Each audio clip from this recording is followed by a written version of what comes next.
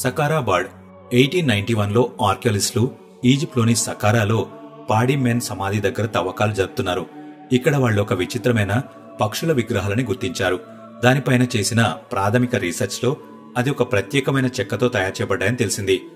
ఆశ్చర్యకరమైన విషయం ఏంటంటే దీని బరువు కేవలం 40 గ్రాములు మాత్రమే.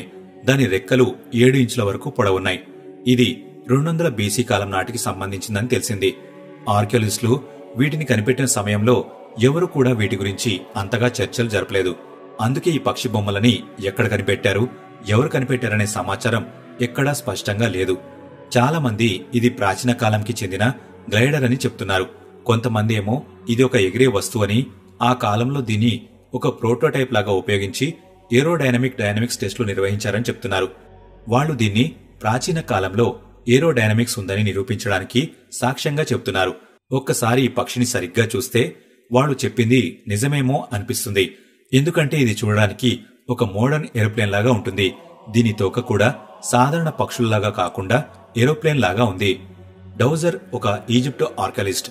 ప్రాచీన కాలంలోనే ఈజిప్ట్ ప్రజలు విమానాలను తయారు చేశారని, దాని గురించి టెస్ట్ చేయడానికి ఇలాంటి ఒక ప్రోటోటైప్ ని తయారు చేశారని చెప్తున్నాడు. కానీ దీన్ని ప్రూవ్ చేయడానికి ఒక్క ఆధారం కూడా లేదు.